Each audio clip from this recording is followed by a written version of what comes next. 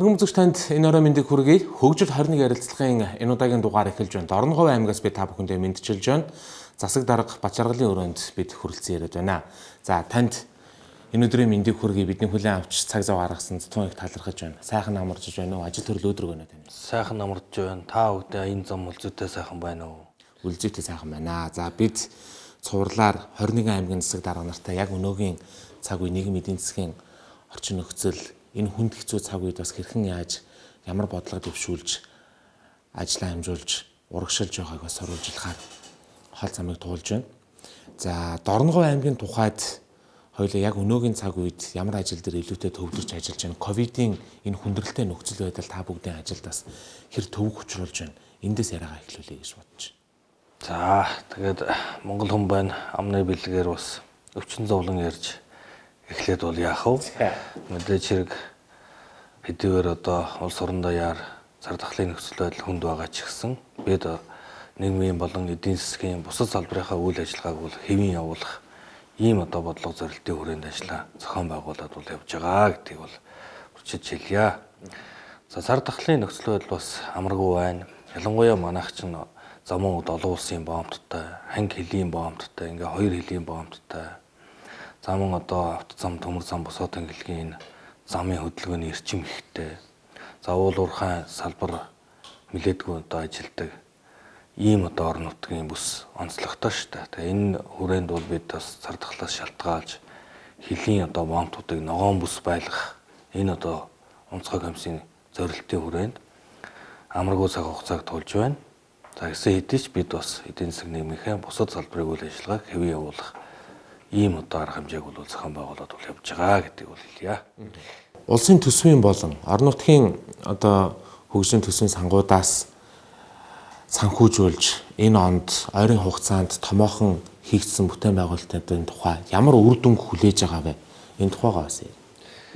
За бид бас томоохон төслөөс эхэлж ярих нь зөв баг. Ер нь улс орондоо яриа мэдж байгаа тийм ээ. Манай аймгийн Алтан ширээ сумын нутаг дэвсгэрт нефть боловсруулах үйлдвэрийн инженерийн одоо дэд үтцийн суурийн одоо ажлууд эхлээд явж байна. За суурийн ажил дээр бол Энтэх улсын компани ажиллаж байна. За энэ бол одоо Монгол улс Энтэх улс хоёрын улс хоорондын энэ хэлцээрээр хийгдэж байгаа томоохон бүтээн байгуулалтын ажил явагдаж байна. За мөн одоо бид нар энэ үйлдвэрийн ажилчдын одоо байр, офисын барилга, үйлчилгээний барилгын одоо бүтээн байгуулалтууд эд явагдаж байна. За удахгүй улс газрын үйл ажиллагааны хөтөлбөр тусгацсан ханги мандал зүүн баян чиглэлийн төмөр замын ажил явагдана. За зүүн баян давталгай чиглэлийн төмөр замын ажлууд бас гүйцэтгэлийнх нь одоо дараагийн шатны ажлууд хийгдээд явж байна. Гэх мэтлэн улсын одоо томоохон бүтээн байгуулалтууд бол Дорногов аймагт бол өрнөж байна. Саяхан бас одоо замун үдс суманд улсын төсвийн хөрөнгө оруулалтаар энэ одоо салаа зам, нарийн цэргийн замыг барих ажил эхлээд явж байна. За мөн одоо олон жил ажиллахгүй одоо хүлээгдэж ашиглалтанд авч чадахгүй байсан энэ чөлөө төсийн том одоо уурын зохийг бид нар энэ намар ашиглалтанд оруулж үйл ажиллагааг нь туршиж хэвийн одоо горимд нь бол шилжүүлж байна. Энэ дээр Монгол улсын одоо шадар сайд улсын онцгой комиссийн дарга маань маш их одоо итгэх зүтгэл гаргаж хөрөнгөний асуудлыг засгийн газрын оролдоонд оруулсан. Энэ дээр одоо улс их хурлын гишүүд, аймаг орон нутаг, за эрчим хүчний яам, барилга хот байгуулалтын яам гээд бүхий л талын оролцсон хамтын ажиллагааны үр дүнд энэ бол ашиглалтанд ингээд ороод замун үд сумыг мөн одоо боомтыг дулаанаар хангаад ингээд явж байна. Энэ бол бас томоохон бүтээн байгуулалтын ажлуудыг хүлээж авч байгаа ийм одоо тохиолдол боллоо энэ онд. За орон нутгийн төсвийн хөрөнгө оруулалтаар аймагт бол томоохон бас бүтээн байгуулалтууд явж байгаа. Тухайлбал одоо бид нар энэ 700 хүний суудалтай Саран хөхөө театрын барилгын ажил одоо эхлээд явж байна. Өнөөдөр манай театрын залуучууд театрынхаа одоо суурийг цутгаж ажлыг явж байгаа энэ үн дээр одоо нээлттэй хийж бүгдээрээ одоо сошиал орчин дээр бас энэ том театртай болох гэж байгаа ард иргэдтэй хэлээд ингээм хамтын ажиллагаагаа эхэлж байгаа мэдэгдэж байна. Замун үд суманд бас 500 хүний суудалтай одоо соёл урлагийн ордон барих ажил эхлээд явж байна. Сайн шанд суманд бол 640 хүүхдээ одоо сургуулийн барилга бас эд баригдаад явж байна. Мөн 320 хүүхдийн баг сургуулийн барилга улсын төсвийн хөрөнгө оруулалтаарч ажил нь бол ингээ явж байна. За зам тээвэр болон энэ хил гайлын ачаа барааны нэвтрэл саарсантай холбогдуулаад барилгын ажил гүйцэтгэж байгаа энэ гүйцэтгэгч компаниуд хөрөнгө оруулагч талд бол өндөр бэрхшээл бол их олон бий. За цаг хугацаа алдах, онд амнах гэсэн ийм эрсдлүүд бол байсаар байна. Гэхдээ бид аль болох ондоо багтааж боломжит ажлуудаа ашиглалтанд хүлээж авах ийм ажлууд явж байгаа. Нөгөө талаар Дорногов аймагт бас нэг том хэрэгжиж байгаа төсөл бол өмнөх 4 жилд бас хэрэгжижсэн. Та бүгд бас мэдээлэл сайтай усуд мэдж байгаа бах. Хямд өртөгтэй тийм ээ иргэдийн орлогод одоо нийцсэн орон сууцаар хангах энэ хөтөлбөр үргэлжлээд явж байна. Одоо бид нар энд мандах наран 5 гэж 2000 айлын орон сууцны хөтөлбөрийг эхлүүлээд явж байгаа. Эхний ээлжийн 8 блок барилгын одоо цутгалтын ажил эд дундаа явж байна. Энэ бол одоо бас ард иргэдтэй чиглэсэн за цэвэр тохилог аюулгүй одоо ийм сайхан тохилог орон сууцаар хангах ийм бодлого одоо хэрэгжиж явж байна гэж ойлгож байна.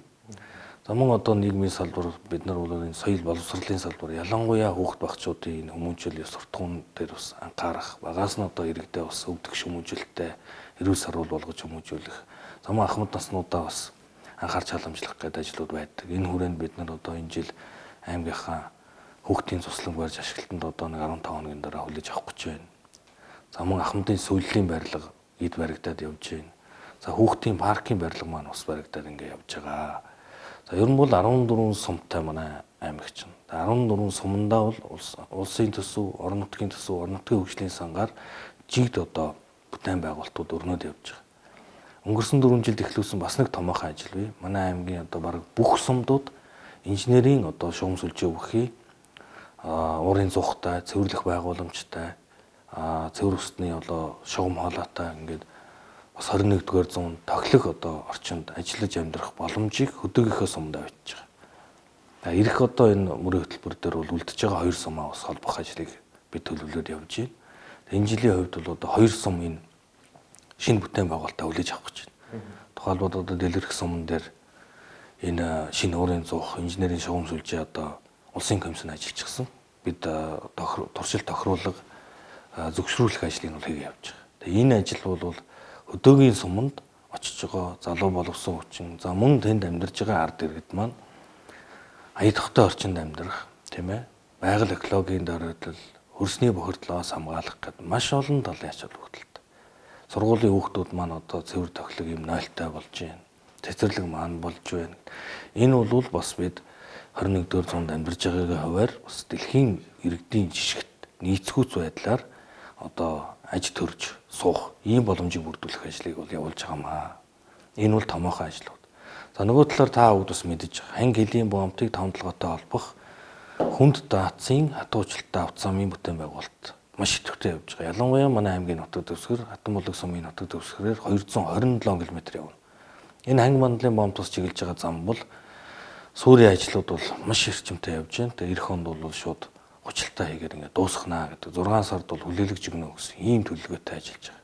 Энэ бол бас томоохон одоо бүтээн байгуулалт. Энэ зам тавигдсанаар бас бид байгаль орчны доройтол нөгөө тоосчлт тийм ээ. Энэ экологид үзүүлж байгаа сөрөг нөлөөллийг бууруулахаас гадна иргэд маань өөрөө энэ замаар ханги мандлын бомб, Хатан булаг сум, Өмнөгов аймаг гэдэг ингээд зорчих боломж бүрдэх байхгүй. Тэгэхээр энэ одоо хатуучилттай замаар зорчно гэдэг бол давуу тал ямар вэ гэдгийг одоо Монгол улсын иргэн бүр ойлгож байгаа тийм ээ. Тэгээ энэ бол бас томоохон бүтээн байгуулалт болно гэж харж байгаа. Ийм байна. Мэдээж одоо улсын төсөөр хийж байгаа энэ том ажлуудын дунд бол Монгол орны нийгэм эдийн засаг монголчууд тэр аяараа чих 50 хүлээж байгаа үр дүнгийн одоо өстөн хүсэн хүлээж байгаа ажлууд яригдж байна. Нутаг орны удирдлагын зүгээс, нутаг орны ард иргэдийн зүгээс мөн одоо нутаг орны энэ Дорногов аймгийн одоо бизнес эрхлэгчид, жижигхэн үйлдвэрлэгчдийн зүгээс энэ том төслүүдэд бас хэр одоо хүртээмжтэйгээр үр өгөөжтэйгээр оролцох боломж нэгдэж байна. Энэ тал дээр бас ямар байдлаар орон нутаг өөрөө энэ улсын хэмжээний том төслүүдтэй бас хэрхэн хамтарч ажиллаж байна. Тэгээ энэ томоохон хэмжээний төслүүд аймагт хэрэгжиж эхэлснээр нэгдүгээр тэнд ажлын байр явуулж байгаа. Хоёрдугаарт ажлын байрыг дагаад хүмүүсийн орлого нэмэгдэнэ. За мөн дагаад жижиг дунд үйлдвэрлэл, худалдаа үйлчилгээний салбарын хөгжилтөөр ахиц гарах юм аа. За энэ дээр бол бид нар аймаг бол энэ том төслүүд дээр хамтын ажиллагаа бас өргөн хүрээнд хэрэгжүүлж явж байгаа. Тухайлбал одоо нэгдэх улсын барьж байгаа нефтийн үйлдвэрийн энэ ажил дээр бол орон нутгийн компаниуд, олон компани оролцсон. За мэдээж хэрэг бүх ажлууд одоо 100% үтэмжтэй, бүгд одоо орлого тэгш ингээд явна гэхэд хэцүү. Энэ бол нөгөө зар дахлаас шалтгаалж байгаа нөхцөл байдал бий. Цаг хугацааны хувьд ч бас хүндрэл бий. Хамгийн гол нь бид хамтын ажиллагааны үндэс суурийг тавиад өгнө гэдэг их чухал. Тэнд бизнесийн ийм боломж байна гэдгийг ард иргэдтэй нэгээд мэдээллээр хангаад холбох ажлыг хийж өгөх нь л чухал байдаг. За нэлээд олон иргэн бол энэ бүтээн байгуулалтанд ажиллаж байна. За төмөр замын бүтээн байгуулалтанд бас хүмүүс ажиллаж байна. Ирэх одоо энэ томоохон бүтээн байгуулалтууд бас ажиллах хүмүүс гарч ирнэ. Ийм учиртай. За аймгийн хэмжээнд бас нэлээд олон энэ боловсруулах, баяжуулах үйлдвэрүүд баригдаж саяхан гэхэд бас нэг төмрийн одоо үйлдвэр хүлээж авлаа. Тэгээ энэ төмрийн үйлдвэрт бол 400 гаруй ажлын байруудаа хэрэгцээтэй гэж байна шүү дээ. Тэгэхээр энэ дээр одоо тухайн компанитай хамтраад ажлын байрныхын зарыг энэ хөдөлмөр халамж үйлчилгээний газараа дамжуулж гаргаж явж байгаа. Ер нь бол одоо халамжаас хөдөлмөрлөө гэсэн энэ уриатаагаар бид нар аль болох иргэдэд ажлын байртай, за салин орлоготой амьдралынхаа одоо баталгааг аваа явах ийм боломжийг бүрдүүлэх нь л бол ажилланаа. За мөн одоо бид энэ жил болгон хариуцлагатай уул уурхай гэж зөвлөгөө хийдэг. Харамсалтай энэ ковидос шалтгаалаад бас хийж чадаагүй. За энийг хийх юм бол энэ уул уурхайн салбарт үйл ажиллагаа явуулж байгаа компаниудтай нийгмийн хариуцлагын гэргийг байгуулад худалдаа үйлчилгээнийхээ салбарынхныг холбож явах асуудлыг бол нэлээд одоо эрчимтэй авч явдаг. Ханган нийлүүлэлт талаас. Өөрөөр ханган нийлүүлэлт кетеринг гэдэг юм уу тийм ээ энэ үйлчилгээг нь бас нийлүүлчих боломжийг нь бол нээж өгч явж байгаа.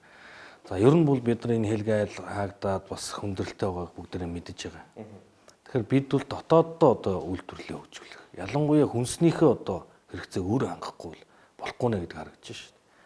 Тийм ээ? Хүнсний одоо ногоо, нарийн ногоонууд байна, жимс гэх төрлийн зүйлийг бол одоо өөрсдөө хийхгүй болохгүй нэ. Тийм болохоор бид нар бас энэ тариаламжтай дамжих. Ялангуяа жиргэлийн дөрвөн улирлын одоо ихэнхт нь их салхитай, зам хурц нартай, өрсний хувьд бол бас нэлээд шаварлаг ийм халуун нөхцөлд тариаламжтай илүү сайн дэмжиж хүнсний ногооны тариалтыг эрчимтэй нэмэгдүүлэхгүй бол болохгүй нэ гэдэг ийм одоо бодлого бол байна. Иймэрхүү одоо төвшөнд бол ажлыг бол төлөвлөж бол явж байгаа. Бид нар одоо ингээд иргэд мэдээллийг холоос за тэгээд бидэнд одоо мэдээлэл түгээж байгаа сувгууд маань ч бас хэр баталгаатай их найдвартай байдаг үлээ. Ер нь бол за өчигдөр шөнө бол бид нар харлаа. Одоо 100 баян чиглэлийн төмөр зам бол үнэхээр том бүтээн байгуулалт их л урт хугацаанд бас ихч газрыг хамарсан бүтээн байгуулалт болсон юм байна гэж. Та яг одоо газар дээр нь орон нутаг дээр нь өнөөдрийн төрийн үйл ажиллагааг хариуцаад ажиллаж байгаа хүний хувьд энэ төслүүд юу хэр бодиттой бүтээн байгуулалтууд явагдаж байна. Тэр шатхууны үйлдвэрийг одоо Сүхбаатарын талбай дээр шүүмжлэгч хүн байна, эсэргүүцэгч хүн байна, өгөөсгөгч хүмүүс байна шүү дээ.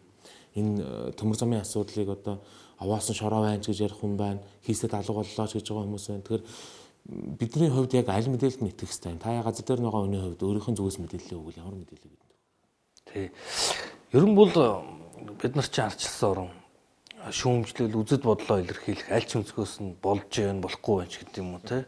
Үзэл бодол илэрхийлэх, шүүмжлэх бол нэг хэрэг тийм ээ. Хийн гэдэг бол өөр хэрэг. Хийгээд бүтээцсний дараа очиод хараад дээр үзэж гараар барина гэдэг бол бас нэг асуудал. Бүтээгээд бий болгоцсон юм ашиглаад, арчлаад аваа явна гэдэг чинь бас нэг асуудал байна. Тэгэхээр одоо та зам дууга харсан бах монголчууд, монгол хүн өөрсдөө төмөр зам барьж чадна гэдгийг харуулчихсан байгаа шүү дээ. Дээгүүр нь ачаа төмөр зам явж байгаа үст. Вагон явж байгаа үст. Тэгэхээр эн чинь бас хийж байгаа л гэсэн үг. За энэ үйлдвэрийн барилга, нефтийн үйлдвэрийн барилга чинь дөнгөж суур дид үтснэ хэлж байна. Усан хоолой тавигдаж байна. Тэгэхээр энэ үйлдвэр аливаа энэ барилга байгууламж гэдэг чинь үе шаттай хийгдэг ажил. Одоо бид нар эхлүүллээ намар нь үйлдвэр ашиглалтанд орсонгүй гэж ярил бас хэцүү. Мэдээж богино хугацаанд бага зардлаар чанартай сайн үйлдвэртэй л болох хэрэгтэй бид нар. Энэний төлөө бүгдээр хамтарч ажиллах хэрэгтэй. Заримдаа бас одоо мэдээж хэрэг шүүмжлэлийг бол авах хэрэгтэй, тийм ээ. Ажлаа удаан явж гэн ч гэдэг юм уу. Эсвэл одоо зохион байгуулалт жоохон дутмаг байна ч гэдэг юм уу, тийм үү. Ингээд бид нар бие биендээ хэрэгтэй шүүмжлэлээ аваад санаа оноогийн тусгаж аваад ажлаа л урагшаа явуулах хэрэгтэй. Хамгийн гол юм шүүмжилснээр юм уу одоо ямар нэгэн байдлаар үзэл бодлоо илэрхийлснээр энэ том төслүүд ямар нэгэн бүтээн байгуулалтууд нийгмийн хөгжлийг хурдсгах ажлууд маань зогсч л болохгүй. Аймаг орон нутгийн удирдлагын хувьд ийм л бодлоготой байдаг. Бид заавал урагшилж явах хэрэгтэй.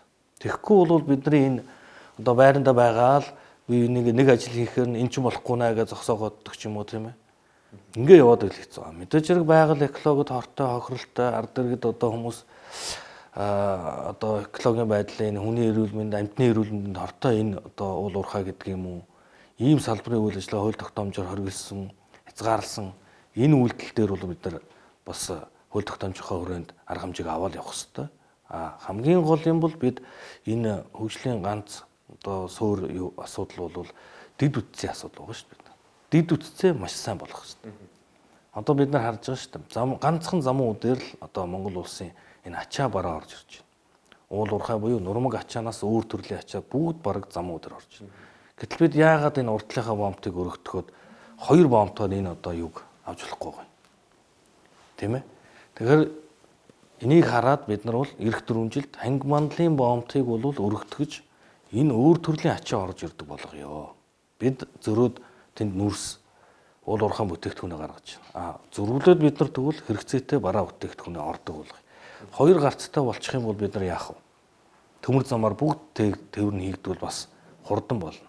Өнөөдөр одоо автозам бусад бомбтууд ингээд манайх ч нэг урт талдаа автозам төмөр замын л одоо дамжин өнгөрөх юм бомбт байж байгаа шүү дээ. Автозам нь хаагдчихад төмөр зам нь ачаалаад дийлдэггүй ч гэдэг юм уу те.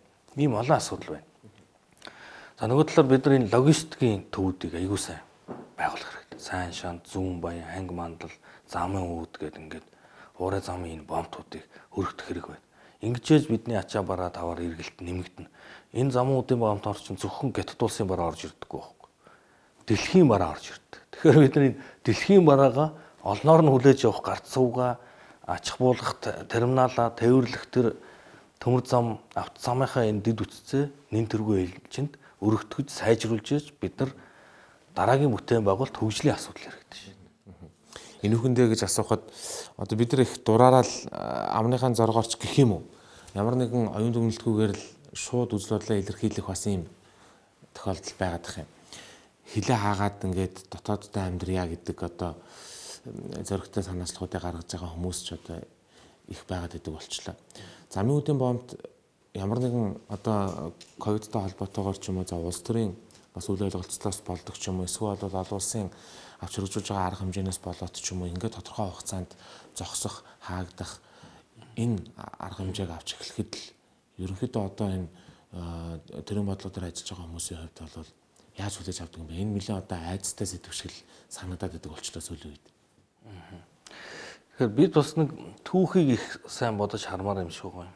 Бид нар одоо хүннүү гүрнээс эхлээд өнөөдрийг хүртэлх түүхэнд хоёр талынхаа хөрштэй нь яаж харилцаж байсан юм бэ гэдэг. Ямар харилцаанд оролцож байсан. Мэдээж эдийн засаг улс төрийн харилцаа бол байж байгаа шүү дээ. Тэгэхээр ер нь бол хилээ хаа өөрснөө үйлдвэрлэгч болъё гэдэг өнцгөөсөө буюу бид өөрсдөө юмаа үйлдвэрлэхгүй байна. Хил хаах гэдэг нь одоо юу гэдэг юм? Машин техникийг нэвтрүүлэхгүй болъё гэдэг агуулгаар хэлсэн гэж би бол ойлгохгүй. Ер нь өөрсдөө үйлдвэрлэж чадлах болох юмаа урдаас одоо юу гэдэг хилээр ингэж оруулж ирдэг байдлаа жоохон хязгаарлаач гэдэг агуулгаар илэрхийлэх гэсэн болов зүгээр илэрхийлэх хэлбэр нь өөрөөр ойлгогдоод байж бас магадгүй. Тийм болж бодох юм. Гэхдээ бид ингэж бодож явах хэрэгтэй баг. Миний бодлоор бол юу гэдэг вэ гэхээр юмыг дандаа зөв өнцгөөс нь бодох хэрэгтэй. Ялангуяа манай аймагчин бол ноён утгтын үлгийн нутаг, ноён утгтын сургаал одоо авшгаар бид нар бас ихэнх одоо үзэл бодол сэтгэл зүгээ бас ингэж авч явдаг хүмүүс манай аймаг иргэд. Энд хэлсэн байдаг ш. Хүний зөв хэлсэн үгийг зөвөр хэл. Буруух ч гэсэн зөвөр ухаж авах юм бол тэнд санаа бий гэдэг. Агуулга зүгээр товчоор хэлэх юм бол. Тэр агуулгаараа зүгээр одоо өнөөгийн нийгэм эдийн засаг улс төрийн өнцгөөс бол бид нар яалтчгүй энэ хилээ хай, хорий, барий гэдэг бол боломжгүй асуудал. Бид дэлхийн ертөнцид дангаар оршихгүй. Дэлхийн олон зуун улс оронтой харилцаж байна бид нар. Тэгэхээр энэ эдийн засаг худалдаа гэдэг бол ийм зүгээр нэг одоо үзэл бодлоор шийдэгдэх асуудал биш юм. Энэ бол олон улсын хэмжээнд, олон улсын өмнө гэрээ хэлцлэр хүлээсэн энэ одоо хүрээнд явагддаг асуудал. Хөлийг зөвхөн нэг тал нь хаачдаг ч юм биш. Энд чинь олон улсын хэлцээртэй би та игээд хаачих. Хятад дангаараа хаа игээд бас хаачих. Хятад бол хэл хүмүүс хаалаа гэж ойлгоод байгаа шүү дээ.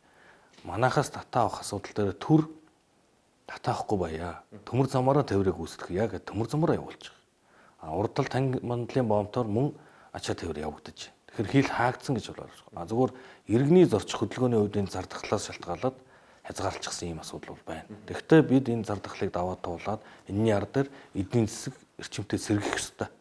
Энд бид нар бэлтгэх ёстой байхгүй. Түүнээс биш хаачгаад ерөөсөө бүх орчноос хаагдаад ингээд одоо хувьсгал эхлэхээс өмнөх шиг бүх орчноос хаагдсан ийм буруу орон хэвээр үлдэх юм уу? Дэлхийн бүх улс оронтой худалдаа эдийн засаг улс төрийн сайхан нээлттэй харилцаатай тусгаар тогтносон эдийн засгийн баталгаатай одоо тусгаар тогтнолтой орн болох юм уу гэдэг. Ийм л сонголт байна.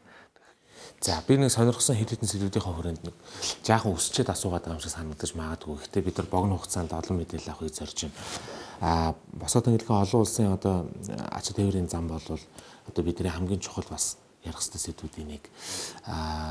Логистикийн төвүүд гэж та түрүүн бас хөгжлийн чиг хандлага дээр ярьлаа. Логистикийн төв гэдэг маань яг одоо ямар үйл ажиллагаа эрхлээд нийгмийн эдийн засагт ямар үр өгөөжийг өгөх ёстой ийм салбар гэдэг юм бэ. Бид нар логистик гэдэг үг за түүнийг ухаж ойлгох тэр асуудалд бол бас хайр хандаад байгаа шүү. Энийг бас яг хөө бид нар одоо олон улсын нэр томьёолоор нь л ярьж байгаа шүү дээ. Зүгээр хүмүүс нэг ачих буулгах талбайд үдээ ойлгоод байгаа шүү. Тийм биш. Энэ бол дэлхийн нийтэд олон улсын хэмжээнд энэ тээврийн салбар тийм биш. Ялангуяа одоо худалдаа эдийн засгийнхаа хүрээнд авто болон төмөр зам, агаарын зам гэдэг энэ далайн зам гэдэг бид нар хүмүүс ч хоорондоо худалдаа арилжаа хийж нэгэндээ оюуны бүтээгдэхүүн, нэг нь гар урлын бүтээгдэхүүн ч юм уу. Хоорондоо ямар нэгэн бараа бүтээгдэхүүн худалдаа авалт хийж вэж энд эдийн засаг буюу нөгөө мөнгө төгрөгийн эргэлч явагдаж шүү дээ. Энийг эрчимжүүлэх л төвүүд шүү дээ. Ер нь тий. Тэгэхээр энэ дээр бол одоо засгийн газрын үйл ажиллагааны хөтөлбөрч гэсэн орчихсон байгаа. Сайн шандыг бол хуурай газрын одоо төгслийн төв болгоно, хангин мандлыг өргөдөх, замуудыг өргөдөх гэдэг ингээ ярьж байна. Энд бид нар одоо жишээлбэл чөлөө төсөө аль эрт ашиглалтанд оруулаад ажиллаулчихсан бол өнөөдөр бид нар хил хаалттай бараа тавар авч чадахгүй нэгээ суухгүй шүү. Энийг чи харж байгаа засгийн газар чөлөө төсөө хурдан ашиглалтанд оруулчихъя. Уурын зүх дэд үтцийн хурдан шийдээд өгчихъя. Бомтой өргөдөгч. Ингэх юм бол чөлөөтэй болно гэж. Тэгэхээр энд бол ерөөсөө л ирээдүйд худалдаа эдийн засгийн олон улсын энэ төвүүд л бий болж хүмүүс хоорондоо мэдээлэлээ бараа таваараа тийм ээ солилцдог, дамжуулдаг, өгдөг ийм л дэд үтцийг бий болгох гэж байгаа юм. Тэгэхээр эн чинь хөгжлийн бас суурь. Одоо тэр Сингапур энэ төрийг хараа л та. Үнэхээр одоо жижигхэн Улаанбаатар хотын газар нутаг шиг нутагтай.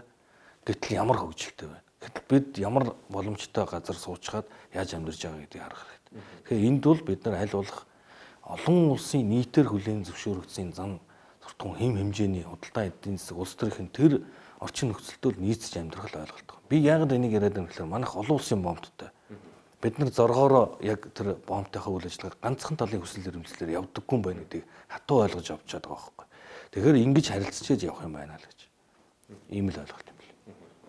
За одоо бас нэг ярих цөм нэг том сэдв бол замын үеийн чөлөөт бүсийг бий болох тухай. Улс орон даяар бас энэ асуудал анхаарлаа хандуулад олон жил өнгөрлөө. Бодиттой үр дүн гарах гэж байна уу гэдэг дээр бид нар бас мэдээлэл авахыг хүсэж байна. Ерөнхийдөө бол Дорногов аймгийн засаг даргатай ярилцах энэ ярилцлага бол улс их орны бас нийгэм эдийн засгийг өөрчлөх, нөлөөлөх юм том сэдвүүд дотор нь байгаад байгаа учраас хоёулаа олон сэдвийн тухай товч мэдээлэл өгöd юм. Замын үеийн чөлөөт бүс ер нь ямар төвшөнд яригдаж байна. Энэ бас хэр бодиттой ажил болох боломжтой юм бэ? Бид нар нэг ярьж эхлээл үгүйсгээл ингэ яваад идэх. Энэ бодиттой ажил болох бүрэн боломж бид нарт байна. Бүрэн боломж. Одоо энэ чөлөөт бүсийн хууль чинь шинээр одоо хэлцэгдэхээр өргөн баригдчихлаа. Энэ намрын чуулганаар улсын хурал хэлцэх байх. Хэлцээд хуулиа батлах байх. Энийний дагуу бид нар хуулийн хэрэгжүүлэлт ажлаа явуулах ийм боломж нь эргэцэн үндэслэлд бүрднэ гэсэн. За мөн урд айлтайгаа энэ чөлөөт бүсийн хэлцээрийг сойрхон батлах асуудал ус яригдах байх. Ингээд ирэх хэрэгтэй. Бид зөвхөн материалын талаас хөрөнгө оруулалт талаас харах юм бол үндсэн дэд суурийн ажлуудыг хийчихжээ. Хүмүүс хараад хоосон хашаа байна гэдэг байгаа шүү дээ. Үгүй шүү дээ. Тэнд чинь нэлээд том хөрөнгө оруулалт хийгдчихсэн. Суурь инженерийн дэд үтцүүд нь хийгдчихсэн. Одоо өргөдөх ойлголт явагдаж байна. Ус дулаанаар хангах ариутгах татварыг бүгдийг нь хийчихсэн. Ийм байна шүү дээ. Тэгэхээр одоо тэнд уурын зуух нөгөө дэд үтц чинь байнгын ажилтаа болоод ирэхээр яах вэ? Хөрөнгө оруулагч нар очино. Хөрөнгө оруулагч нар нөгөө одоо үйлдвэрээ нөгөө одоо тэр агуулгах саваа, дэлгүүр худалдааны төв бариад эхэлнэ. Ингээд ирэхээр хөрөнгө оруулагч нар маань ороод итгэл үнэмшил төрөөд ирэх юм бол урд айлтайгаа бид нар тохироод нөгөө хөлийн гарцаа нээх асуудал яригддаг шин. Чөлөө төсөөрөө чөлөөтэй нэвтрэлцэж худалдаа арилж байгаа хийх асуудал яригддаг. Эннийх нь зураг төсөл бүх юм бэлэн байж. Одоо бид нарт ерөөсөө л энэ хөрөнгө оруулагч нар аж ахуй нэгжүүдэд тэнд ажилуулах, идэвхжүүлэх, оролцуулах мөн татврынхаа орчныг маш тодорхой болгох хэрэгтэй. Ингээд ойлгомжтой болгочих юм бол хурдан шийдэх хэрэгтэй энийг. Эргэлзэх хэрэггүй. Хурдан шийдээд ашиглалтанд оруулчихвал аль аль талын одоо энэ оролцоо бол хангалттай одоо хэрэгжих боломжтой л гэж байна. Аль аль та ашигтай тийм зах зээл эдийн засгийн суурь бол байна гэж үзэж Бага.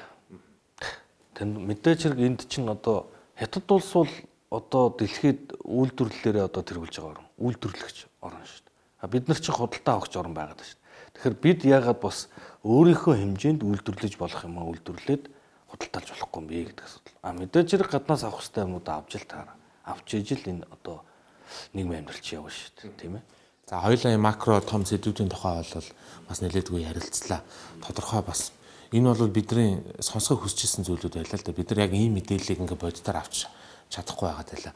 Ер нь бол одоо хоёулаа юу руу шилжих вэ гэхээр аймаг орон нутгийн тухайд. За энд ийм том төслүүд хэрэгжиж байгаа ч гэсэн цаана нөгөө мал аж ахуй, малчин иргэд, малчин өрхүүдийн асуудлууд бас байгаа. За Дорногов аймагт бол цагуурын үзэгдэл бас сүүлийн хэдэн жил нэлээд тогтворгүй байдаг тухай биднээс мэдээлэл ирээд байна. Тэгэхээр энэ зөвлөлтийн асуудлууд, ундны усны асуудлууд ямар төвшөнд байна? Малчдыг хамгаалах, тэдний мал аж ахуйг дэмжих чиглэлээрээс ямар ажлууд хийгдэж байна? Одоо энэ дэлхийн дулаалтай холбогдуулаад ер нь бэлчээрийн доройтол гэдэг зүйл бол нэлээд их явж байна. Цаашлаа зөвлөлт бол их эрчимтэй явж байна гэж харж байгаа. Бид нар одоо олон улсын байгууллага, за Монгол Улсын засгийн газар бүхэл төвшөнд л энэ одоо асуудлыг анхаарч хурал зөвлөгөөнөө хийж, урайлгаа дэвшүүлж, зөвлөлтөд тэмцэх, мод тарих одоо ингээл ерөнхийлөгч маань хүртэл одоо тэрбум модны аян ингээд өрнөлөө явж байна. Тэр орон нутгийн хувьд бид нар одоо эдийн засгийн бас нэг чухал салбар маань энэ мал аж ахуйн салбар байгаа. Тэгэхээр мал аж ахуйгаа яаж энэ орчин цагийнхаа хөгжлийн одоо үе шатанд зэрэгцүүлж авч явах вэ гэдэг асуудал байна. Тэгэхээр энд ч нөгөө уул уурхай одоо бүтээн байгуулалт зам харилцаа гэдэг ингээд яваад ирэхээр дагалдаад нөгөө бэлчээрийн мал аж ахуйн асуудлууд яригдчихэж байгаа. Тэгэхээр бид бас энэ дээр бэлчээрийн менежментийг их тодорхой болгох хэрэгтэй. За ер нь Монгол улс альдаа хаана одоо уурхайгаа ажиллуулах юм? Хаана мал сүргийн бэлчээх? Хаана эрчимцсэн аж ахуйгаа бий болгох юм гэдэг ийм бодлогыг ер нь бол гаргаад үндсэндээ одоо бүгдээрээ л ингээд аль аль талаас явж шít. За аймгийн хувьд бол бид нар мал аж ахуй маань бас сүүлийн хэдэн жил маш сайн өссөн. 2.5 сая гаруй одоо мал тоологдлоо. За гадны аймгаас өнгөрсөн жил олон мянган мал ирж оторлж одоо үйлчлөө. За хаврын хувьд нэлээд хүндхэн хавар болсон. Олон удаагийн одоо хүчтэй том шорон шуурхнууд, байгалийн гамшигт үзэгдлийн давтамж чинь бас өндөр болчихлоо. Тэгэхээр бидний гол борж байгаа юм бол үндсэндээ энэ зөвжөлтөд тэмцэх асуудал бол нэгдүгээрт байна. Хоёрдугаарт нь бэлчээрийн даацыг зөв одоо тохируулж, менежментийн зөв хийж, мал аж ахуйхаа энэ одоо тооноос чанар руу гэсэн энэ зорилтыг бас авч явах асуудал байна. Нөгөө талаар энэ байгаль экологийн тэнцвэрт байдлыг хадгалах асуудал анхаарч, уул уурхай болон бусад энэ сөрөг нөлөөлөлд өртөж байгаа малчтынхаа асуудлыг маш сайн авч үзэж, тэдэнд чиглэсэн бодлогыг хэрэгжүүлж явахгүй бол одоо малчид уурхайчд хоёрын хооронд туслах тэмцлийн асуудал. Тэр нь одоо хайлаад улс төрчдөг асуудал болох гэж байна шүү дээ.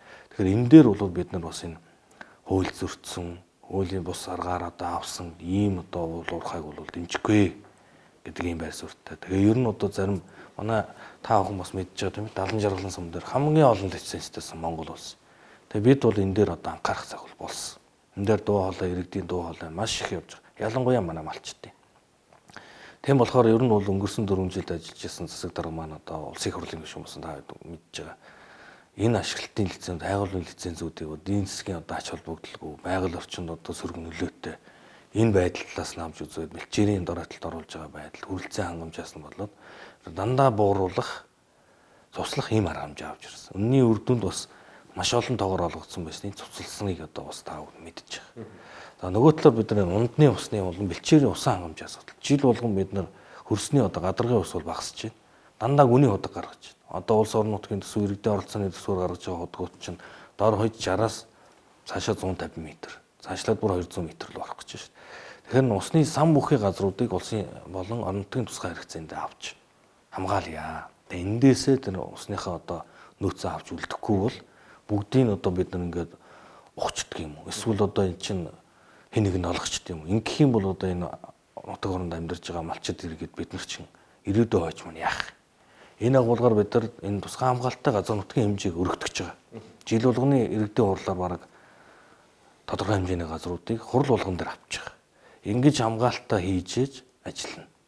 Манайх ч одоо энэ 2 усны сав газрын захиргаа хариуцж ажилладаг шүү дээ. Манай аймгийн нутаг дэвсгэрч. Урдлын бол энэ гал бууш толгойдынхан, за хойтлын бол энэ Говь Самбар аймагт явуулж байгаа усны сав газрыг хамгаалж байгаа. Тэгэхээр энэ усныхаа аюулгүй байдал энэ дээр одоо бид нар анхаарах хэрэгтэй. Төвлөрсөн газруудын усан хангамжийг анхаарах хэрэгтэй байгаа.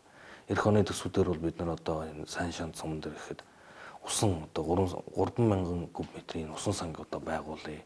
За урд талд одоо байж байгаа энэ усны сан бүхий газраа бол тусгай хамгаалтанд авчихсан байж байна. За бусад газруудаа бас хамгаалтанд авъя гэж.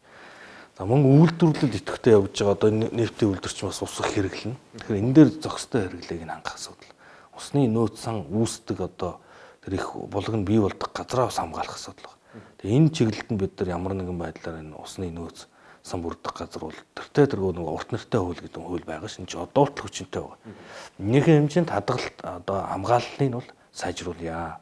Энэ дээр ямар нэгэн зөв бус байгаль орчин тохиролтой үйл ажиллагаа явуулахгүй яа гэдэг. Ийм одоо бодлого явж байна. Нөгөө талаар гамшигт төсвөртэй орон нутаг гэдэг ийм төслийг бид нар энэ жил олон улсын байгууллагатай хамтран хэрэгжүүлж байгаа. Энэ төслийн хүрээнд одоо өрх бүр, малчин өрх бүр ерөөсөө өөрөө тариалагч байя. Зөвхөн одоо энэ бэлчээрээ малаа одоо өсгөөд бэлчээрээ ашиглаад ингээд байгалийн эрхээр амьдрах ус өөрөө одоо бүтээгч бай. Өөрөө байгалаа бүтээдэг болъё гэдэг энэ төсөл явж байгаа. За эхний төсөл маш амжилттай хэрэгжсэн. Энэ жил ногоон тижил 5 газар таригдсан. Маш амжилттай ургасан. За энийг бол дараа жил өргөжүүлээд явъя. Сум болгонд хэрэгжүүлъя. За айл өрх болгон өвлжин хавж чанахаа газар энэ ногоон тижил малын одоо тижилийн ургамал тариалах хүсэл сонирхол байх юм бол дэмжиж. Газар орны үнгүй үгүй. Худаг усыг гаргуулж өгье. Тийм ээ. Энэ чиглэл дээр одоо ажиллах юм боломж бол байна гэж харж байгаа юм. А говьд бол хүмүүс одоо ургамал ургахад хэцүү, тижэл ургамал ургахгүй гэж бас бодож иж магадгүй. Гэтэл та бүхэн зэрэгэлдээ байгаа энэ Өмнө Говь аймгийг хар. Ямар сайхан одоо ургамал тариалан хийсэн байна. А бид яг энэ жишгээр ажиллая гэж. Тэгэхээр бид бас бусдын хийсэн сайн жишгийг хурдан дүргэн нэвтрүүлж аваад ажиллах ийм боломжийг бол ирж хайж энэ дээр иргэдэд идэвхжүүлэх хэрэгтэй. Оролцоог нь сайн хангаж өгөх хэрэгтэй. А бид бол бодлогын төвшөнд яаж хэрэгжүүлэх вэ гэдэг одоо үндэслэл тооцоо судалгаатай бүхий л одоо арга гаргачлалыг иргэдэд илэн далангуй мэдээлээд ингээд өгөх ийм боломжоор ажиллана гэж харж байгаа. За баярлалаа. Бидэнд тодорхой мэдээллийг өгч цаг зав гаргаж бас яг одоо нийгэмд олон нийтийн анхаарлыг татсан халуун сэдвүүдийн хүрээнд яг цаг үеийн газар дээрээс нь үнэн зөв мэдээлэл өгсөн танд тун их талархаж байна. Тэгээд энэ бүх том төслүүд мэдээж монголчууд тэр аяараа хүлээж байгаа энэ том төслүүдийн танаас шалтгааллах ажил бас гацхгүй урагшилж амжилтанд хүрэх болтугай л гэж одоо бид нар гордож хүлээж байна. За бид одоо энэний төлөө бас хичээж байгаа. Манай аймгийн хувьд харьцангуй одоо энэ бүтээн байгуулалт дэд үтцийн салбарт явж байгаа үйл ажиллагаан дээр бүхий л одоо чадлаараа дэмжиж ингэж ажилдаг ийм аймаг байгаа. Харьцангуй одоо хөрөнгө оруулалтын хувьд бол нээлттэй аймаг гэж хэлж болно. Тэгээ энэ чиглэлдээ бид ч гэсэн цаашдаа одоо идэх зүтгэлтэй л одоо ажиллах ийм шаардлага бол байна. Удахгүй бас нэг дотооддоо нефттэй болчих. За мөн одоо аймгийн нутаг дэвсгэрч нэг томоохон тэр төмөр боловсруулах үйлдвэр байгуулагдаж шүү дээ. Одоо ингээ ган хайлуулах гэж байна. Тэгээ манай аймагт Монгол улсын анхны гангийн үйлдвэр байгуулагдаад монголчууд гангаа үйлдвэрлэлээ гэдэг ийм баяртай мэдээ бас удахгүй сонсох байхаа гэж би бодож байгаа. Тэгээ энэний төлөө ажиллаж байна бид нар. За орон нутгийн хөгжлийн тухай, орон нутгийн хөгжил гэдэг нь өөрөө улс их орны бас нэг хөгжлийн томоохон гарц мөн гэдэг тухай бид нар бас энэ нэвтрүүлгээр олон нийтэд мессеж хүргэхийг хичээж байгаа. Та яг энэ цаг үед энэ экзэгтэй цаг үед бас орон нутаг удирдах ажиллаж байгаа. Тэр ялангуяа энэ урд бүсд байгаа энэ хөгжлийн бас нэг тулгуур төвийг удирдах ажиллаж байгаа хүний хувьд орон нутгийн хөгжил гэдгийг та өөрөө яг иргэн хүнийхээ хувьд юу гэж хардаг? Ер нь улсын хөгжил сумаас гэдэг эхэлдэг тийм ээ. Ер нь бол одоо бид нар орон нутгийн энэ хөгжил цэцгэлтээс улсын хөгжил цэцгэлт хамаарах нь бол шууд алгамжтай. Хөгжил гэдгийг бид нар зөвхөн барилга байшин гэж харж ерөөсөө болохгүй юм аа. Бид одоо энэ хөгжлийг бол хүний хөгжлөөр л харах хэрэгтэй. Тийм болохоор бид нэгдүгээр эрүүл сарвал иргэн байх хэрэгтэй. Хоёрдугаар боловсралтай, өвдөгч хүмүүжлэлтэй байх хэрэгтэй. Мөн хумсартай байх хэрэгтэй. Тэгэхээр энэ чиглэлээр илүү сайн ажиллах хэрэгтэй. Манай аймгийн хувьд одоо энэ сургуулийн өмнөх боловсролын байгууллагын хүрэлцээ, за мөн сургуулийнхаа, дунд сургуулийнхаа хүрэлцээгээр бол ер нь хангалттай төвшөнд очижсэн. Цэцэрлэг бол 100% хангагдчихсан байна. Одоо сургууль нэг 2 сургууль хэмжээ өргөдөн. Ингээд бол 100% хангагдана гэж байна. Тэгэхээр бид нар бол хүнийхээ хөгжил дээр илүү анхаарч хөгжиж байж бид нар улсын хөгжлийн асуудал яригдана. Мэдээж хэрэг улс бол эдийн засгийн хувьд хүчрхэг байж ээж хөгжлийн одоо олон боломжуудын тухай яригдана. Бид нар энэ боломжийг бүрдүүлэхийн төлөө энэ олон том төслүүдийг аймагтаа татаж авч ажиллаж байгаа. Ганцхан бид энэ төсөл хэрэгжихэд тэнд ажиллах ажилтан боловсон хүчин мэрэгжилтэй ур чадвартай хүмүүс мал байх хэрэгтэй. Тэгэхээр энэ чиглэлд нь ажиллана. Энэ агуулгаараа манай аймагт бол энэ анагаах ухааны шинжлэх ухааны их сургуулийн салбар сургууль байна. За мөн саяхан бид нар энэ эмсүүт гэж одоо төвөө бол политехникийн коллеж болголоо. Ингээд энэ коллеж маань төмөр замчтай, нефтийн үйлдвэрийн ажилчтай ингээ бэлдэх хэрэгтэй. Ингэж бэлтгэжээж бид нар хөгжлийн тухай ойлголт яригдана. Тэгээ орчин цаг нийгэмд бол одоо бид нар гол яригдж байгаа юм ерөөсөө энэ хүний хөгжил гэдэг юм байна шүү дээ. Хүний хөгжил юунаас хамаардаг? Ерөөсөө эрүүл мэнд боловсрол тийм шүү дээ. Өөрийнх нь одоо эрх хэрэгчлөө хангалттай сайхан байх энэ ойлголт байгаа шүү дээ. Мөн төрийн зүгээс юу хүлээх юм? Аюулгүй байдал, энэ одоо хууль эрх зүйн орчин, тэгш байдал, шударга ёсыг хүлээн шүү дээ. Тэгэхээр бид бол шударга засаглал, нээлттэй засаглалыг энд бүрдүүлэх хэрэгтэй. Ингэж ээж бас хүнийхээ хөгжлийг хангана гэж ойлгох хэрэгтэй. Бид зөвхөн ном эрдэм онол зааж өгөөд энэ хүнийг боловсралтай болгочлаа гэж харж болохгүй. Бид хүмүүжил, ёс суртахуун, соёл гэгэрлийг бас авчрах хэрэгтэй. Энэ чагуулгаараа одоо манайх чинь их говийн соён гэгэрлэгч энэ одоо нэгдсэн үндэсний байгууллагын дэлхийн өвд бүртгэгдсэн сайхан бүтээлүүдтэй хүний одоо энэ сургаал авшигыг бас дагаж мөрдөж амьдралдаа бас ингэ бодож явдаг ийм иргэдтэй манай аймаг бол. Тэгээ энэ чиглэл дээр илүү анхаарнаа л гэж харж байгаа. За хүнд суртал гэдэг зүйл танд ямар одоо мэдрэмжийг төрүүлдэг вэ? За энэ хүнд суртал гэдэг маань бол энэ үеийн үед байсан юм шиг байгаа маа. Тий. Гэхдээ энэ хүнд суртал гэдэг төрийн албан хаагч буюу шийдвэр гаргагч нар руу ороод ирэхээр өөр явахдах болчиход байна. Хүнд суртал бол бүхий л төвшөнд байдаг юм шиг байна. Тийм ээ. Танай баг одоо төрийн албыг одоо иргэдэд хүргэхийн төлөө яг энэ үйлчилгээний одоо байр суурин дээр ажиллаж байна.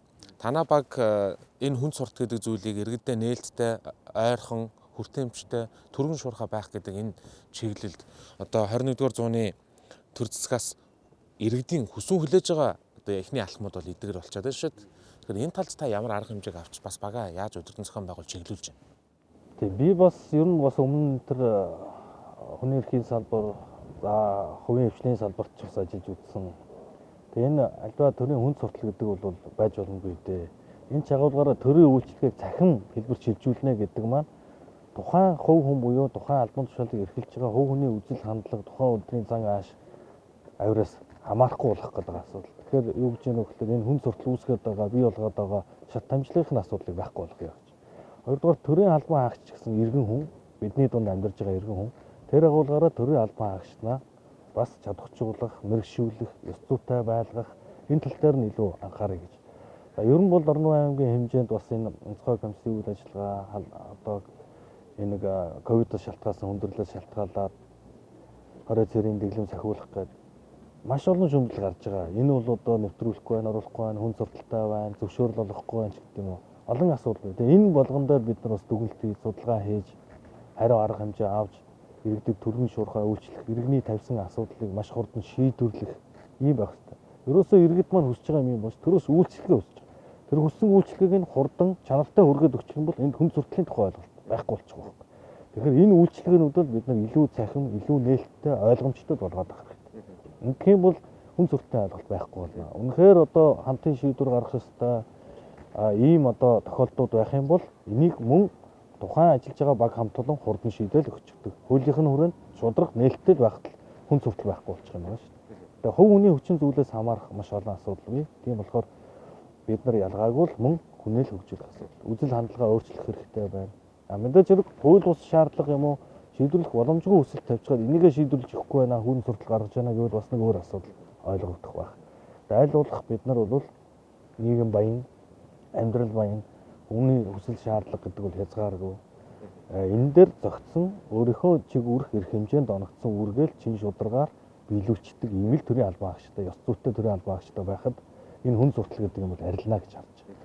Одоо ер нь тэгээд нийгэм орчим хөгжсөн, сошиал орчсон хөгжчихсэн хүн суртал гаргаад байгаа хүн баг дөрөөл мэдээлэл өгдөө шүү. Тийм болохоор одоо хүн суртал бол энэ мэдээллийн ил тод нээлттэй байдлынхаа үндсэн дээр маш эрчимтэйгээр одоо багасж байгаа гэж би ойлгож байна. Би ч багасгахын төлөө ажиллах бол.